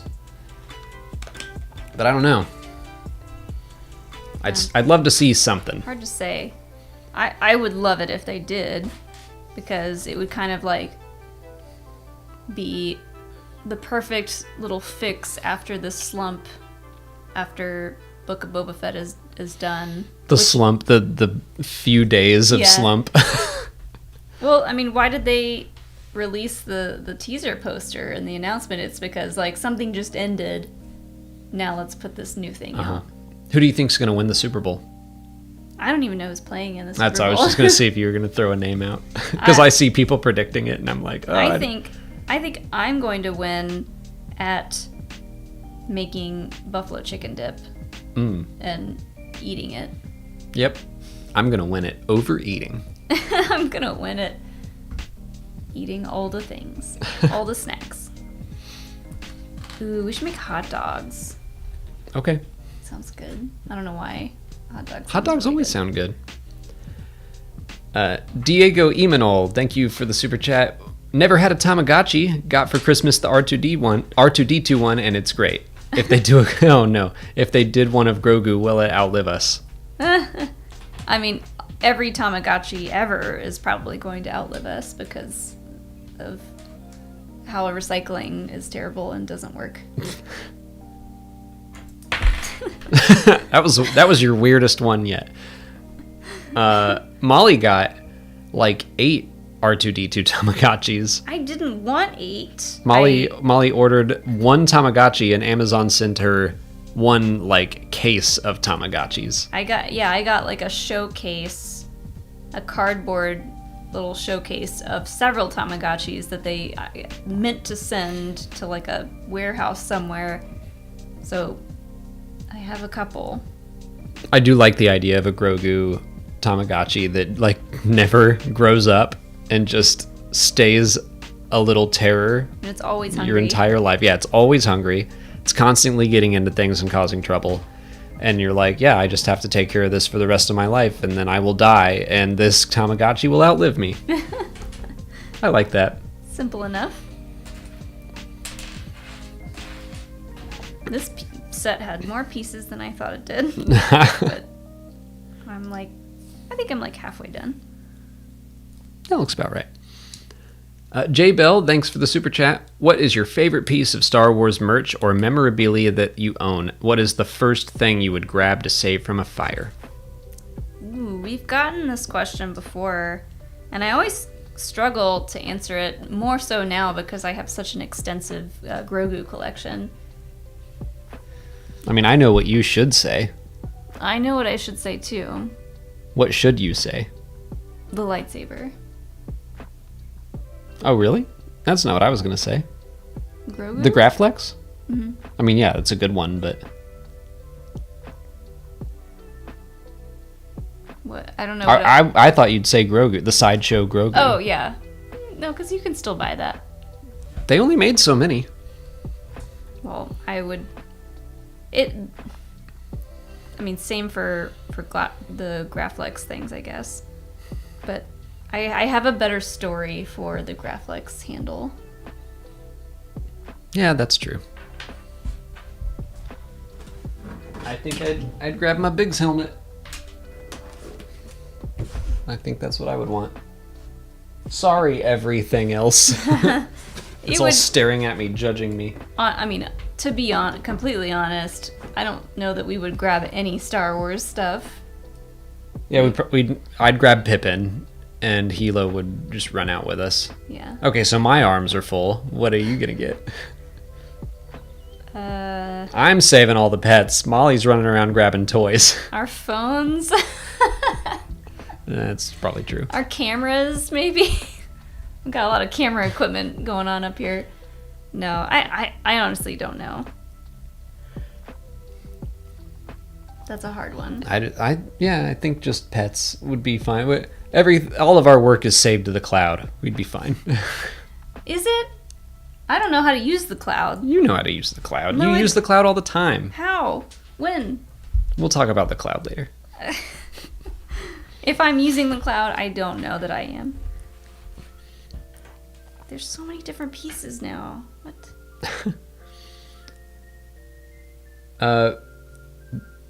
Betis Dynasty sent in another super chat and said, I was joking, but it is 9 a.m. here, so I'm doing yoga. Oh, okay, gotcha. Good for you. I did yoga every day in the month of January. What did you did like lunges and stuff yesterday, and now your legs are hurting. Oh yeah. So I've expanded my workout repertoire a little bit, and I've been trying to do some other stuff, like strength building stuff, and I did a bunch of like squats and lunges with weights yesterday, and my legs are very sore. Working out is hard. It's true. But it's worth it. I haven't done it in like a year and a half. Kermit the Pog, thanks for the question. What is the lightsaber behind BD1? Is it Luke's yellow lightsaber? No, that's the Fallen Order lightsaber. This is Cal Kestis's, or Jaro Tapal, his master's lightsaber. This is one of my favorite lightsaber designs. I really like the prongs on the side. But it was it originally a double-bladed one? Yes, so it's broken on one end. Needs to be fixed. It's a fixer. What a good game. Just like I love Anakin. that game. It's a fixer-upper, yeah. I have still never played the game, so that's kind of our plan for in between Book of Boba and Obi-Wan I want to play the game on the channel. Finally. I'm gonna do it. And I'll watch you and I'll have to just keep quiet. Yeah, that's gonna be hard. Bakey, thank you for the super chat, is helping us out with our Arthurian mythology. The sword in the stone was called Clarent. Okay. So Excalibur came from the lake. Clarent came from the stone. But I think in the sword in the stone, they called it Excalibur. So yeah. Disney is messing up. Disney doesn't care about the canon, basically, is what I'm trying to say. Clarent. Mm-hmm. That's like such a weird name. But the Disney Sword in the Stone told me that it was called Excalibur. Okay. So, we riot. Yep. They messed up the canon again. Classic. Classic Disney. Lightspeed Bear, thank you for the super chat. Hey guys, great work these past 7 weeks. Thank you. Thank you. I love the Favreverse, but I'm looking forward to something a bit different from Kenobi and Andor. Both sound epic. I completely agree. I am so psyched for Kenobi. I mean, that's just how I feel like the second one project ends, I'm like, what's next? I'm excited for it. But Kenobi, I think, is going to be big. I mean, that was like the one thing that when they announced, Disney bought Star Wars, there's going to be more Star Wars, and everyone was like, we can get more Ewan, more Ewan Obi-Wan. We can do that. We can have more Ewan. And then they teased us for so long, where he was like, I'm just waiting for the phone call. And like, come on, we know what's happening. And they finally announced it, and then it still took like 4 years, but it's finally happening. This is wrong. Why am I? Why is my brain broken? I don't know. This is hard.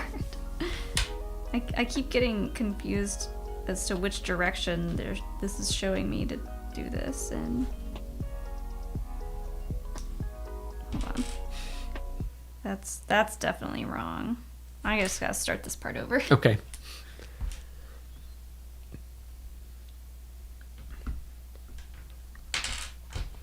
Miranda here says, the Sword in the Stone and the Lady in the Lake sword are two separate origins for Arthur's sword. That makes sense. So they contradict each other. Did nobody tweet about that? Did no one get angry? They didn't have Twitter back then. I would love to see someone sending like an angry letter by Raven to whoever wrote that story. How dare you, sir? First of all, who do you think you are? Who doth think that I doth thought the Arthurian story group doth would have known where Excalibur came from, and it was not a stone, sir. I say it was a lake. In this 10-hour essay, I will. Jon Snow Rules, thank you for the super chat. I feel the most horror Star Wars has gotten was Rogue One. Yeah, I think that's about right. Yeah. I mean, Cad Bane was pretty scary. I liked that, yeah. I mean, they've definitely done straight up, spooky stories. There was the Galaxy of Fear series from when I was a kid. I remember that. And more recently, they've done the Tales from Vader's Castle comics every October, and those are fun. But I'm only halfway through this. You don't have to finish the Tiger. At some point, we're gonna need to eat dinner and stuff. Than I thought it was gonna be. But yeah, the Tales from Vader's Castle comics they've got some horror elements to them. They're definitely based on horror. Like they straight up made Count Dooku Christopher Lee's Dracula in one story, which is fun. There was a Frankenstein monster, but they never get that scary. Was there an alien story? In Star Wars? Yeah, like Alien, where they go to the planet and... I was like, there are lots of aliens. Well, yeah. Yes. Bad Batch kind of did that. Yeah. No. I'm thinking of Resistance. There was an episode where, like, Niku was tied to the wall. I think it was near the beginning of season 2. And it was like him. I remember. Yeah. I'm also thinking of dabbled. What was the Zillo Beast? That was Godzilla. Godzilla, yeah. Like a kaiju movie. Yeah. Super Princess Kai, thank you for another super chat and question. Do you think there should be a name for Yoda's species and a home planet, since Yoda is not the only of his species, or should it remain a mystery? I'm fine with it being a mystery. At this point, it's been so long. I am too.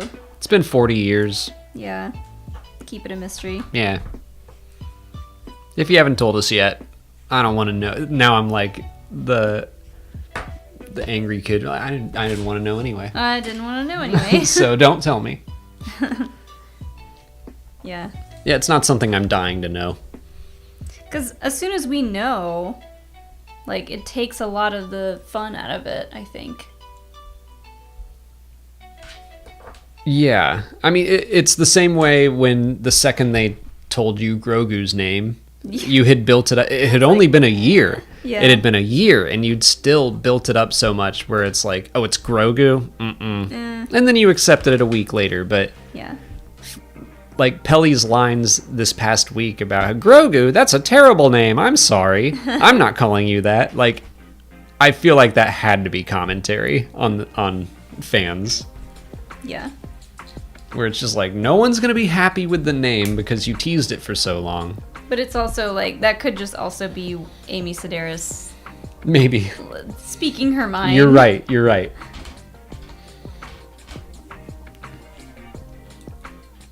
Thon, thank you for the super chat. Thoughts on the new Jurassic World Dominion trailer? Got Star Wars Episode 9 vibe concerns, but curious to see how Trevorrow finishes the trilogy. Like, I'm so not invested in those movies that I saw it and I was like, yeah, cool. Like, I'll watch some more dinosaurs. I thought Jurassic World was fine. Fallen Kingdom, not so much. But I'm still like, Jurassic Park was good enough that I'll go see something else. It is weird that no one else has made like a really kick-ass dinosaur movie since Jurassic Park. It's like they don't even want to try to compete. Do they own the rights to dinosaurs? Yeah.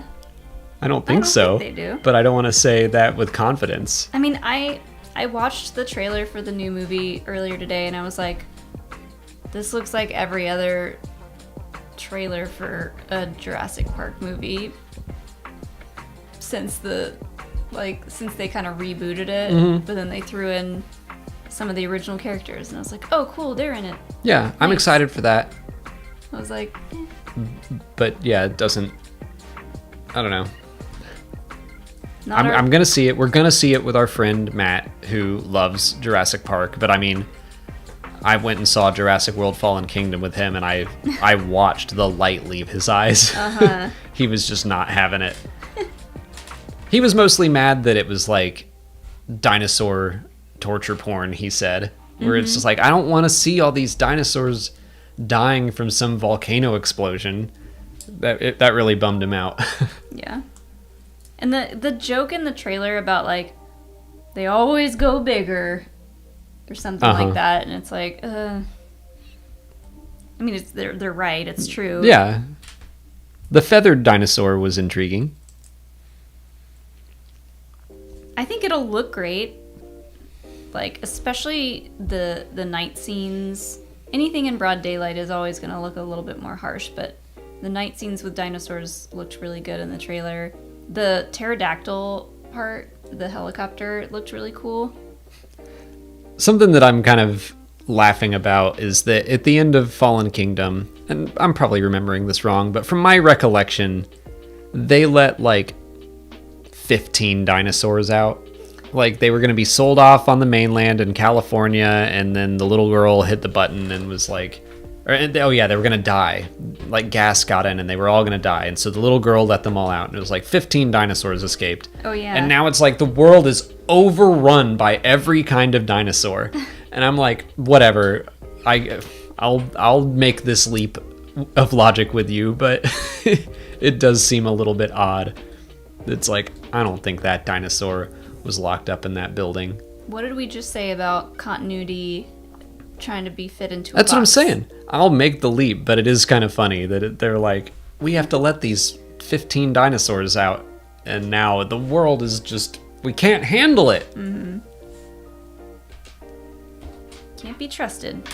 With this kind of technology, cannot be trusted and will never be trusted. I really like the giant underwater dinosaur, and that one, to be fair, was let out of like Isla Nublar, so that was a whole different scenario. But that one's become like the star of the Jurassic World movies to me. The underwater always one. Yeah, it gets the coolest scenes. Well, that one, I think that one's the most interesting because we're still discovering, in real life, we're still discovering new species that are like at the very bottom depths of the deepest oceans. So it's like, that almost seems plausible that like a crazy, huge underwater species, new species could be discovered at any point.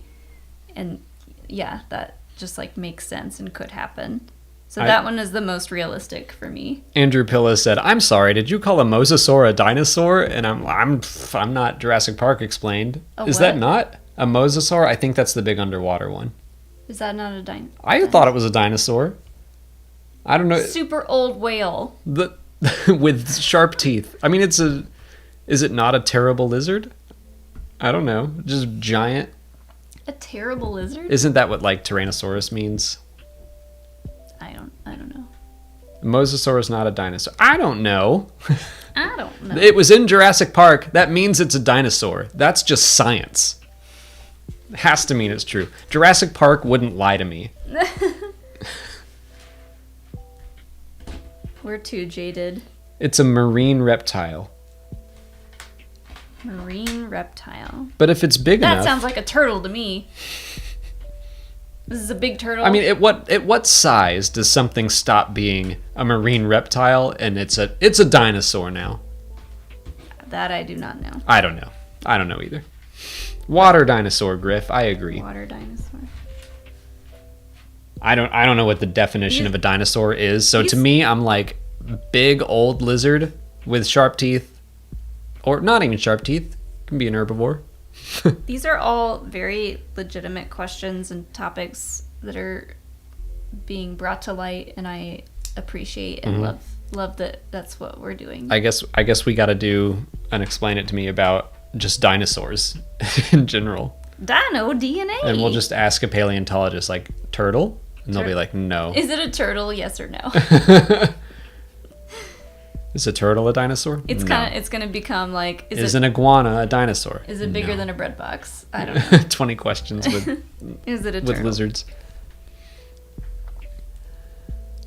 Gnarly Entities, thank you for the super chat. Hi y'all, just curious how you both feel about my boy Anakin Skywalker. He's been my favorite character since I was a young lad. Ya boy. Your boy Anakin. Oh, Anakin. He's. You just called him a fixer-upper earlier tonight. I don't want to like take someone's favorite character and like break them down to their most basic and primal parts, but I guess that's where I am in life. I need to point out that Harrison Alexander wrote in all caps, I like turtles. Yes, turtles. Lest we forget. Anakin is the prime example of how to be a wrong Jedi. I disagree. I think he was a good Jedi until he fell to the dark side.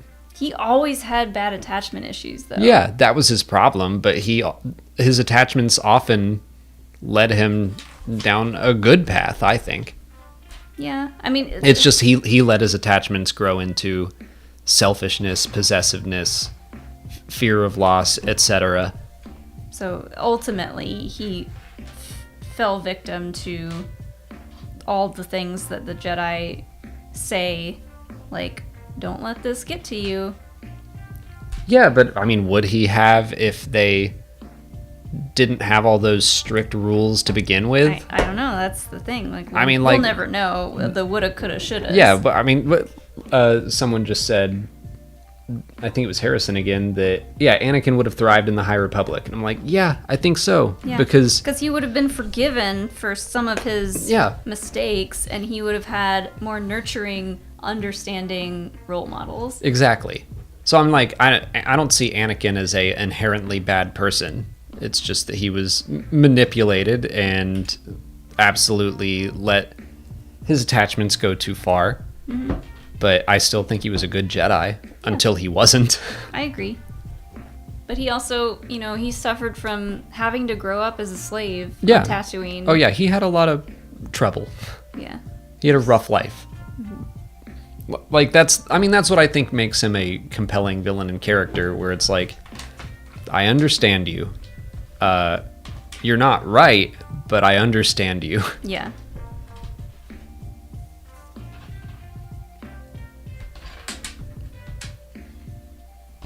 A lot to be said about Anakin. We could write a whole thesis on him. Joel Davis, thank you for the super chat. Book of Boba Fett feels a lot like a weird stopgap series to give Mando Season 3 more time. Doesn't feel like anyone's passion project, really. I think I agree with that.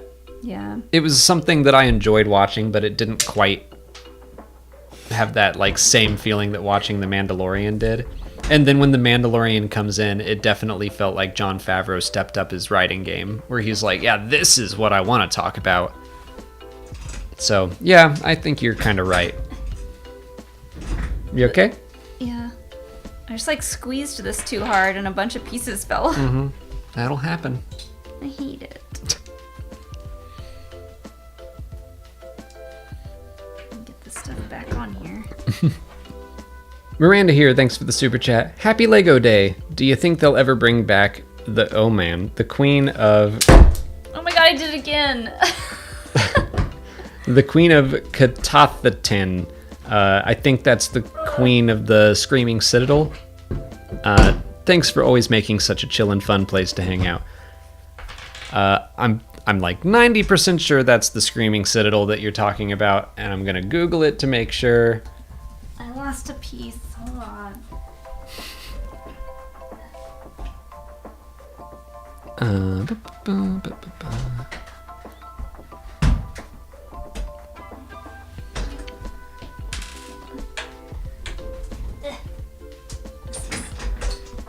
This is why I am not the main builder of these things.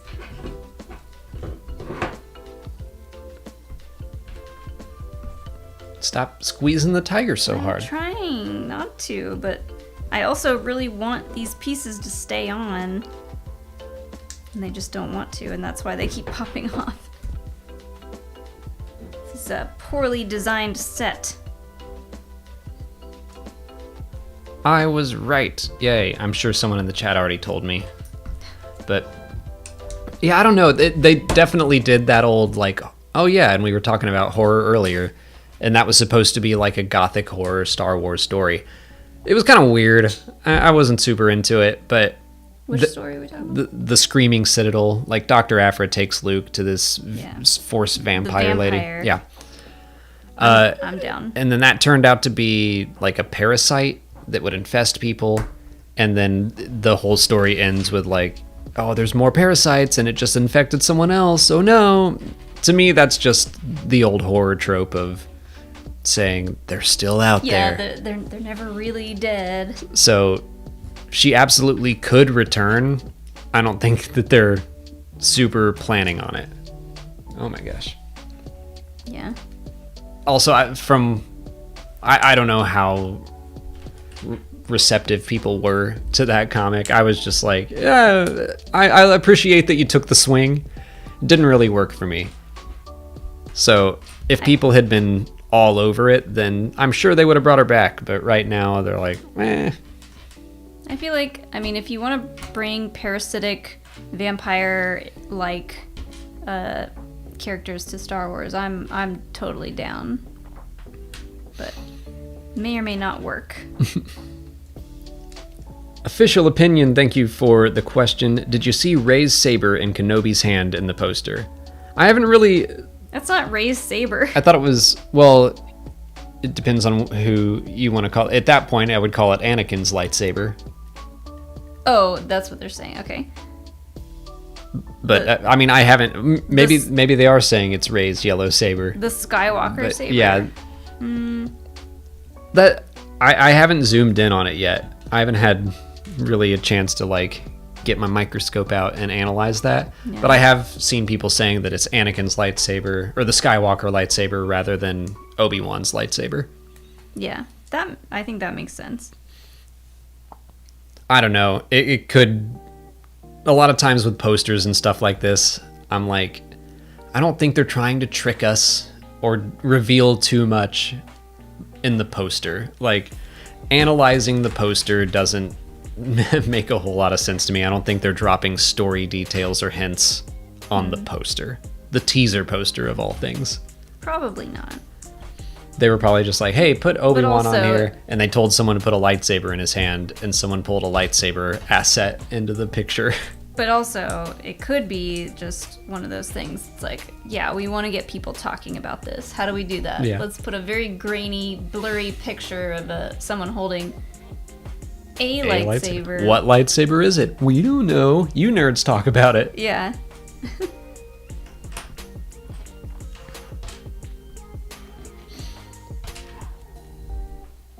Miranda here sent in another one. Thank you. Wasn't Anakin failed by the Jedi? Phantom Menace's Duel of the Fates is because Anakin's fate lies in whether Qui-Gon lives or dies. Yes, I think so. I mean, it's not... I'm not going to say it's all the Jedi's fault. It's also Anakin's fault. He had agency in all those decisions. He goofed hard. It's a tragedy in that, like, all of this could have been avoided in many different ways. And the Jedi aren't the way that they should be by the time of the prequels. So, yes, I do think the Jedi failed Anakin in some ways, that he would have thrived during the High Republic, where, you know, Elzar Mann has a one-night stand and everyone's like, oh, Elzar, like, don't do that again. But if you do, who cares? Oh, Elzar. We try to be better. If not, it's like, even that, they don't say that. They're just more, be careful of attachments. That's the big thing. Mm-hmm. As in, don't let your attachments rule you. But that's what a lot of Midnight Horizon is about, is obviously we're all attached to our fellow Jedi and friends, and Fallen Star is taking place. Starlight Beacon is falling apart, and what are we supposed to do? R.I.P. Yeah. Midnight Horizon is very good. And every time the High Republic authors write about attachment and what it means to be a Jedi, to have attachments but not let it rule you, they crush it. They're doing a really great job. They're doing a great job. I'm getting close here. Well, I think we're about to wrap up, which is good because I have to go to the bathroom. Yeah. And it's been 2 hours. Well, look at us. And my voice is tired. But Joel Davis has our last super chat here. Also, for some reason, I felt Robert Rodriguez was the weakest director of the bunch. I don't know why, but I didn't really like his episodes. I agree with you there, too. I have several Robert Rodriguez movies that I enjoy a lot. And when he was announced as a director for Mando Season 2, I was super into it. I like that episode. I'm kind of blaming it on the volume right now, as if maybe he doesn't know exactly how to handle that. It's still pretty new. That could be it. Yeah, I don't know. I agree that his episodes were the ones where I was like, eh.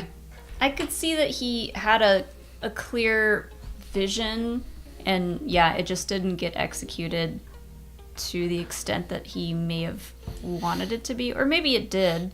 You know, we don't know his creative process, but I do think just in the end, his episodes were some of the weaker ones. So I don't know if that's going to get better or stay the same going forward. Yeah, there's still a lot of trial and error to be had in things like the volume, which is still a very new technology, and telling these new episodic Star Wars stories on Disney Plus, which is a very new thing, and everybody's still kind of getting used to it, and like using different directors for different episodes in the same series is a pretty new thing. So there's a lot of things you have to take into consideration for like what went wrong, what went right, what could they change in the future. Yeah, I mean, one of my favorite scenes from the series was directed by Rodriguez. It was in Chapter 3 with Boba and the Rancor. I loved that. And I really liked the way he directed the Chrysanthemum fight. So that's why I was kind of wondering if it was the volume. He does certain action sequences really, really well. And it was the bigger stuff that I was like, oh, I'm not sure about this. The Vespa speeder chase and all that. But yeah, the indoors Chrysanthemum fight I thought was awesome. The indoors Rancor scene I thought was awesome. Well, the Rancor that wasn't action. No, I'm not saying, like, I'm just saying Could that have been writing that you're appreciating about that scene and not the direction? I think it's both. I mean, yeah, it's the core of it is the writing and what's happening, but he directed it well. And yeah, it is a lot of action stuff that I was more iffy about, but that's what I'm saying. He did the Chrysanthemum fight well, in my opinion, so I think that... And there's so many action movies he's done that I'm like, I love that. I love From Dusk Till Dawn, so I know he can do it. Yeah. Everyone's whining about the spin, though, that Scad does, which was completely unnecessary. His little flourish when he shoots someone. But I was... Why is everyone getting all upset about that? You could say the same about a lot of stuff that Luke and Han do in the original trilogy. Yeah, it's like, okay, he took a swing and it looked a little silly. I definitely had that moment of like, he didn't need to do that. But whatever. It's Star Wars. Look at the character, though. He's proud of how much he paid for his eye mod. He's got a cool jacket. He wants to fly around. He is a flamboyant character, so that is completely in his wheelhouse to do a spin before he shoots his gun. I don't mind people being like, that was unnecessary, but the amount that I've seen people talking about it is absurd. That's just... Do you care that much that one character did a little spin? Yeah, you can say it's unnecessary and, like, laugh about it, and then that's it. If you're mad about it... What a dumb thing to be mad about. What? You gotta sit with your feelings for a minute and ask yourself, why am I mad about this? What else is going on in my life that would cause me to be irrationally angry about someone doing a spin in a Star Wars TV show? Am I lacking joy in the other parts of my life? This is a great point. Zach Bedouin says, people would rip the original trilogy apart if it came out now. Han charging the stormtroopers on the Death Star would upset some people. Yes. Mm-hmm. Like, why did he do that? That was so dumb. Because he's Han Solo. Yeah. And it's hilarious. I love that part. But you're right. People would not like that. When have I let you down? Several times, they say in episode 7. Which time? But it's been over 2 hours, and I need to rest my voice and go to the bathroom, so I think we should wrap it up. Okay, I'm ready. Okay, you ready? Almost done. Your tiger's looking pretty good, though. Yeah. The tiger it's will cute. be... I'll finish it. Oh, his nose is crooked. I'll finish it at the beginning of the next stream. All right, well, thanks, everyone, for listening to our rants. Several rants tonight. Several. I don't know what... We were high on lizards today. Just going off. I suppose so, yeah. I don't know what it was, but yeah, go get some Halls. Thank you, Adam. I feel like my voice is definitely going after the past 2 days, but thank you all for hanging out. Thank you for your chats and your super chats, and we'll be back next week to keep plugging away on the AT-AT. Mm-hmm. It's a light week next week. I think Edge of Balance, the manga, comes out, but that's it. No comics on Wednesday. No Book of Boba Fett. We're just gonna chill. We'll be back here for this. Everybody have a good Valentine's Day if you're doing anything to celebrate. If you're not, have a good Singles Awareness Day. Or Galentine's Day. Or Galentine's Day. Or Palentine's Day. Palentine's Day. Just do something nice for yourself on Monday. Because Chewie said so. Aw. Show everybody my shirt. I choose you. See everybody. Bye.